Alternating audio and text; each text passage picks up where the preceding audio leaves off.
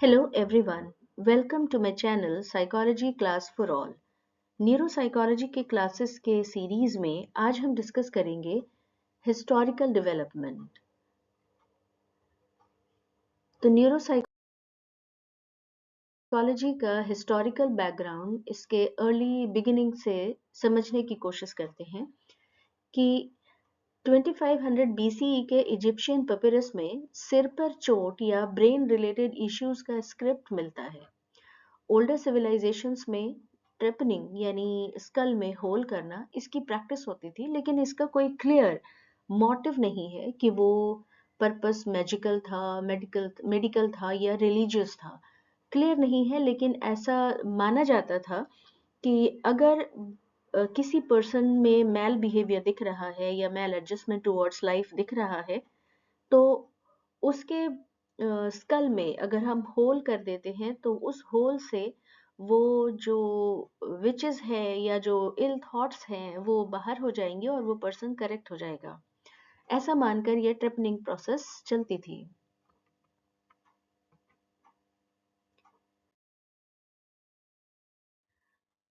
फिर हिपोक्रेट्स ने ब्रेन को मेंटल फंक्शंस का सेंटर माना था अपनी स्टडीज और अपने ऑब्जर्वेशन के अकॉर्डिंग। वहीं गैलन ने ब्रेन स्ट्रक्चर पर इम्पोर्टेंट ऑब्जर्वेशंस तो किए, लेकिन उनके थ्योरीज आज एक्सेप्टेड कंप्लीटली एक्सेप्टेड नहीं है।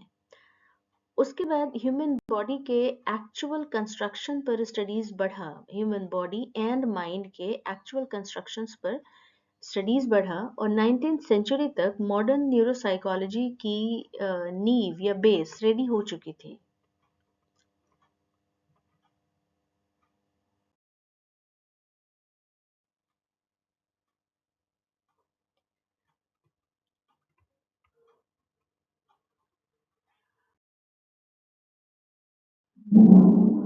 मेजर कंट्रीब्यूशन एंड थ्योरीज की बात करें तो इसमें फ्रेनोलॉजी आता है। तो फ्रेनोलॉजी के अनुसार ये बताया गया कि मेंटल एबिलिटीज ब्रेन के अलग अलग हिस्सों में होती है और इसके कारण ब्रेन के स्कल के ऊपर डिफरेंट शेप्स बनते हैं या उभार बनते हैं। हालांकि यह विचार बाद में फिर गलत साबित हो गया, रिजेक्ट कर दिया गया। लेकिन इसने ये सोच डेवलप किया कि मानसिक कार्यों को यानी मेंटल फंक्शंस को डिफरेंट डिवीजन में या लोकलाइजेशंस में बांटा जा सकता है और वो अकॉर्डिंगली काम करता है।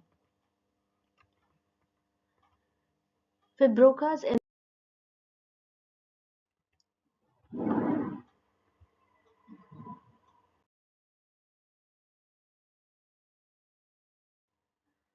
गोल्डस्टिन हेड और लैशली के अनुसार हायर मेंटल फंक्शंस पूरे ब्रेन के थ्रू किए जाते हैं, यानी पूरे ब्रेन का इंक्लूजन होता है हायर मेंटल ऑर्डर फंक्शंस को परफॉर्म करने में।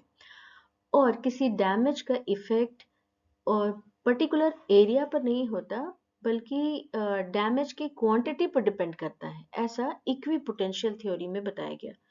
पर यह थ्योरी भी पूरी तरह सेटिस्फैक्ट्री नहीं लगा।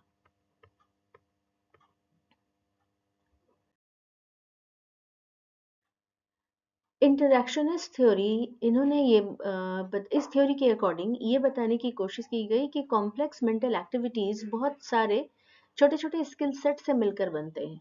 स्किल्स कुछ हद तक लोकलाइज तो होते हैं, लेकिन हाई लेवल के काम पूरे सिस्टम के कोऑर्डिनेशन से ही बनते हैं।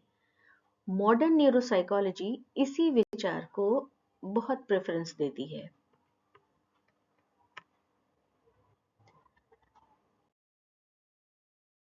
20th सेंचुरी में क्लिनिकल और एक्सपेरिमेंटल न्यूरोसाइकोलॉजी के बारे में बात की गई।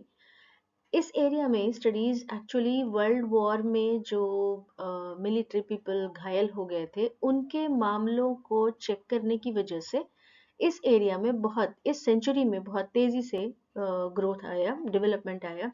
रेटन जैसे न्यूरोसाइकोलॉजिस्ट ने बहुत सारे टेस्ट बैटरीज बनाए जिससे कि क्लिनिकल न्यूरोसाइकोलॉजी डेवलप हुई।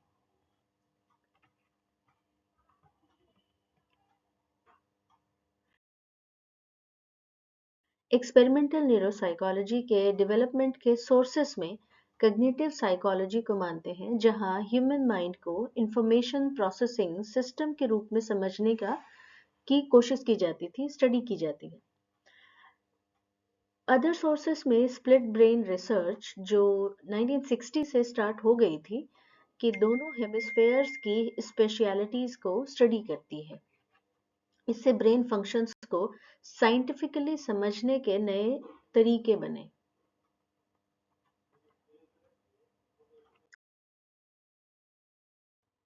तो एज अ समरी ये कह सकते हैं कि एंशियंट एविडेंस मिलते हैं जहाँ पर बिल्कुल ही ऑब्जर्वेशन बेस्ड स्टडी के साथ साथ इतना डेवलपमेंट हुआ कि आज हम क्लिनिकल और एक्सपेरिमेंटल एरिया को मर्ज कर कर, मॉडर्न प्रैक्टिसेस को मर्ज कर कर हम ब्रेन एंड बिहेवियर के कनेक्शंस को समझने की लगातार कोशिशों में लगे हैं। Stay connected for learning about neuropsychology. Thank you.